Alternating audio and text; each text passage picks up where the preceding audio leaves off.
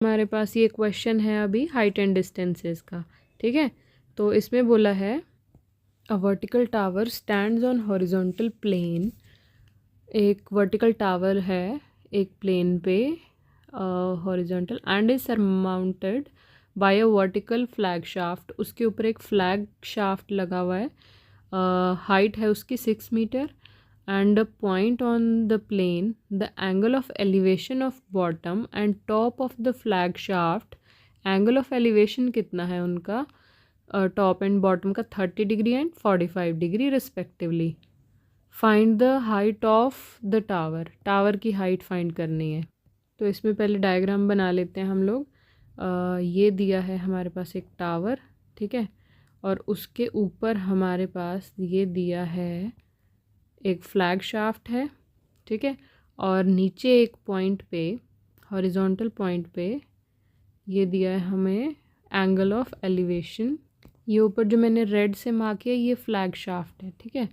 तो इसके टॉप से यहाँ तक एंगल ऑफ एलिवेशन और इससे इसके बॉटम से यहाँ एंगल ऑफ एलिवेशन कितना कितना है वो दिया। अभी हम देख लेते हैं कितना दिया है। यहाँ पे ये दिया है एंगल कितना कितना दिया है। जो पहले लिखा है बॉटम, तो बॉटम का एंगल 30 डिग्री होगा, ठीक है। बॉटम मतलब इसके ये नीचे वाला, तो ये हो गया कितना 30 डिग्री। और इसके टॉप बाद में लिखा है तो बाद वाला एंगल मींस ये टॉप वाला एंगल कितना हो गया इसका 45 डिग्री, ठीक है। तो अब इसको लेबल नाम दे देते हैं ABCD करके। A, फिर ये B दे देते हैं यहाँ C, और ये हो गया हमारा D, ठीक है। तो ये बोला है कि फ्लैग का जो शाफ्ट है वो 6 मीटर है, तो ये हमारे पास हो जाएगा फ्लैग 6 मीटर। ये हमने फाइंड करनी है, ठीक है। इसकी H ले लेते हैं, ये हमने फाइंड करना है। और इसका बॉटम का हमारे पास ये भी नहीं मालूम, तो इसको चलो X ले लेते हैं, ठीक है। तो वैल्यूज़ पुट करते हैं अभी हम। ट्रिग्नोमेट्री वाले में क्या होता है कि हमारे पास ये गिवन ऑलमोस्ट ये डायग्राम से हमने डीकोड कर लिया। अब यहाँ पे देख लेते हैं फाइंड क्या करना है, उसको लिख देते हैं। यहाँ पे फाइंड करना है हमने हाइट ऑफ टावर, उसको हमने क्या लिया है स्मॉल h, ठीक है, is equals to question mark हमने लगा दिया, ठीक है। तो simply just put the values. अब इसके लिए हम क्या करते हैं कि मोस्टली हमेशा इन क्वेश्चंस में tan ही यूज़ होता है, क्योंकि ये परपेंडिकुलर और ये बेस। हमारा tan क्या होता है, tan theta is equals to perpendicular by क्या होता है बेस, ठीक है। तो इसका भी जो जैसे भी आपने याद किया है उस हिसाब से याद करके वो यहाँ पे अप्लाई कर सकते हैं कि tan थीटा के सामने क्या आएगा परपेंडिकुलर और बेस, ठीक है। मोस्टली 99% हमारा tan ही यूज़ होता है, या तो tan 30, tan 45 या tan 60, ठीक है। तो उसकी ये वैल्यूज़ अच्छे से याद कर लेनी है टेबल में जो है ना ट्रिग्नोमेट्रिक टेबल में, तो ये उनमें पूरा अच्छे से यूज़ होती हैं, ठीक है।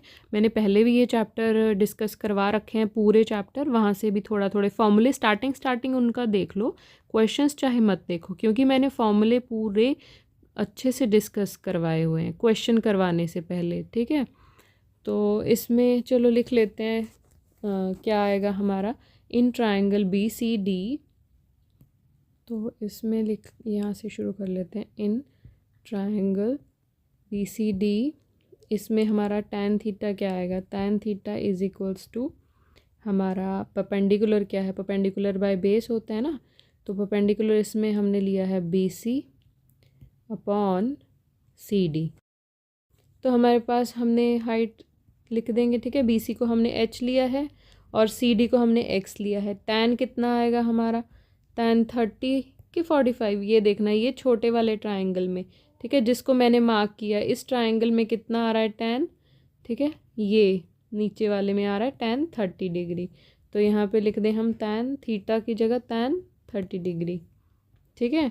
तो tan 30 की वैल्यू कितनी होती है उस टेबल में अगर याद हो, तो tan 45 की याद रखना है 1 होती है, tan 30 की होती है √3, ठीक है। tan 30 की वैल्यू हमारे पास क्या होगी √3, ठीक है। यहाँ पे h/x है, तो यहाँ पे आ जाएगा √3 इज इक्वल टू h/x, तो h is equals to √3x, ठीक है। एक हमारे पास ये बन गई इक्वेशन। नेक्स्ट हम बड़ा वाला ट्राइंगल ले लेते हैं, ठीक है। ये वाला ACD, ये पूरा ट्राइंगल, और इसमें थीटा कितना आएगा 45 डिग्री। तो इसमें हम लिखेंगे in triangle ACD, in triangle ACD हमारे पास क्या आएगा, tan theta is equals to AC upon AD। ठीक है, मीन्स इसकी ये हाइट और ये बेस, ये tan थीटा हमने यहाँ लगा दिया। तो हाइट इसकी क्या बनी 6 + h आ जाएगा, बेस बनेगा x। ठीक है, tan 45 1 होता है, तो ये AC की जगह लिखेंगे 6 + h। AC की जगह हमने क्या लिखा है यहाँ पे, यहाँ लिखेंगे 6 + h, और AD यहाँ पे नीचे इसका CD आएगा। मैंने शायद ये ध्यान से देखा नहीं, ये क्वेश्चंस ना ध्यान से करने हैं हर एक। नीचे हमारा बेस CD होता है ना, ठीक है, मैंने AD लिख दिया था गलती से, तो इसमें आएगा ये CD अपॉन ये पूरा AC। ठीक है, तो नीचे हमारा क्या आ जाएगा यहाँ पे CD, और CD हमारा किसके इक्वल था, ये हमारा था x के इक्वल। ठीक है, तो यहाँ पे tan थीटा, ये हमारा था tan कितना है पूरा 45 डिग्री। ठीक है, ये पूरा बड़े ट्रायंगल का लिया है ना, तो इसका 45 होगा। tan 45 की अब चलो वैल्यूज़ पुट कर देते हैं।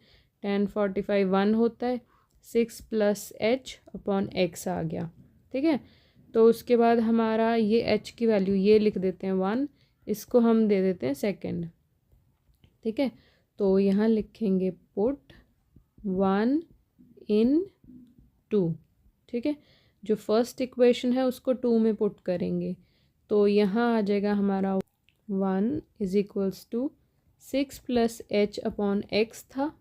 ठीक है, तो इसकी वैल्यू यहाँ पुट कर देते हैं, h की जगह पे हम ये वाला पुट कर देते हैं 1, तो ये आ जाएगा हमारा 1 + 6, 1 इज इक्वल्स टू 6 + h हमारा क्या था √3x अपॉन x। ठीक है, तो क्रॉस मल्टीप्लाई कर देते हैं, ये ऊपर चला जाएगा, क्या हो जाएगा ये वहाँ यहाँ पे जाके 1x is equals to 6 + √3x। तो हमारा यहाँ x कितना आएगा, x वालों को सेपरेट कर लेते हैं, ये 1x था, ये वाला दूसरी तरफ जाके क्या हो जाएगा -√3x is equals to 6। x common ले लेते हैं, तो यहाँ क्या बचेगा 1 - √3 इज इक्वल्स टू 6, और ये नीचे चला जाएगा। हमारी x की वैल्यू क्या आएगी 6 अपॉन क्या आएगा नीचे, ये पूरी टर्म नीचे चली जाएगी उधर जाके 1 - √3, तो ये हमारा क्या आ गया x। ठीक है, और हमने क्वेश्चन में फाइंड क्या करना था, हमारे पास हाइट पूछी गई थी। ठीक है, हमने निकाल क्या लिया, ये हाइट पूछी है, हमने ये x निकाल लिया। अब इस x की वैल्यू यहाँ पुट कर देंगे। ठीक है, इसको, तो हमारी आंसर आ जाएगा। ठीक है, तो हमारा h क्या था फर्स्ट के अकॉर्डिंग, फर्स्ट इक्वेशन ये जो मैंने लिखी थी h is equals to √3x, तो यहाँ लिखेंगे h is equals to √3x। ठीक है, x की वैल्यू ये यहाँ पुट कर देते हैं √3, यहाँ आ जाएगा हमारा 6 - 1 - √3।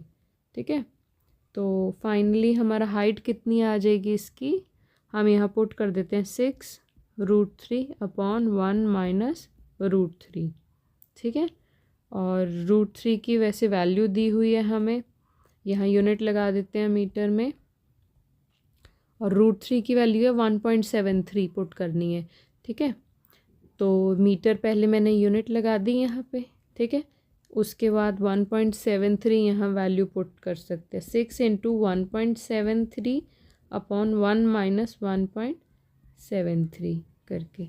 ठीक है, या इसको पहले रैशनलाइज भी कर सकते हैं, तो उससे ज़्यादा क्लियर आंसर आ जाएगा। ठीक है, तो क्या करना है पेपर में, अगर बाई चांस टाइम कम लग रहा है तो इतना लिख के भी हम प्रॉपरली उसको छोड़ सकते हैं। ठीक है, तो ये ध्यान से करना है, पेपर में हमारा अगर इतना हो गया तो हम इतना लिख के छोड़ सकते हैं, क्योंकि हमने बाकी सारे क्वेश्चंस, मैंने अभी बोला ना जैसे स्टार्टिंग में कि सारे क्वेश्चन अच्छे से अटेम्प्ट करने हैं, फॉर्मूला लिख के, गिवन लिख के, सरफेस एरिया वॉल्यूम में भी इतना कर सकते हैं कि इतना लिख के उसको just leave it and move to the next question. क्यों, क्योंकि हमारा फिर अगर इतने के चक्कर में बाकी पूरा पेपर छूट गया तो के भी चलो हाफ मार्क्स कट गया, लेकिन आगे कोई 5 मार्क्स का या 3 मार्क्स का पूरा क्वेश्चन छूट गया या टाइम कम पड़ गया, ऐसा नहीं बोलना है। इसीलिए क्या करना है कि इतना कैलकुलेशन करके छोड़ दो, बाद में इसको रैशनलाइज करना है, ठीक है। तो वो रैशनलाइज करने के लिए यहाँ पे थोड़ी सी जगह छोड़ दो कि 4-5 लाइन छोड़ दी, next move to the next question, ठीक है। ताकि टीचर को भी ये लगेगा कि हाँ इसके पास थोड़ा टाइम कम पड़ रहा था, तो इसलिए इसने 2-3 लाइनें छोड़ी है कैलकुलेशन बाद में करने के लिए, ठीक है। तो इसलिए पूरा अच्छे से ध्यान से करना है सारा कुछ।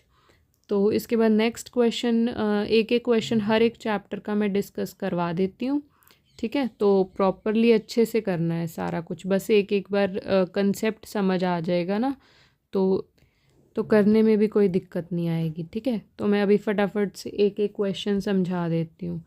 और कोई भी प्रॉब्लम हो just comment below and ask, I will come back to you people. कोई भी प्रॉब्लम हो जस्ट कमेंट बिलो, ठीक है, and ask, I will reply to you people, ठीक है।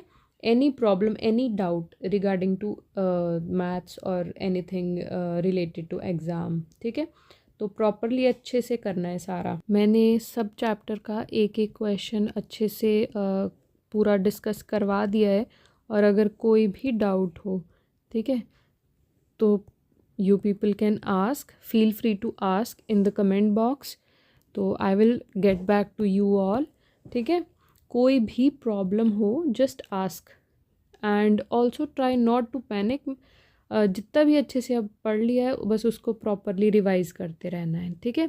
And now just simply revise NCERT questions, examples, theorems and फॉर्मूले, that's it, ठीक है। Thank you so much and stay tune and all the very best, keep learning.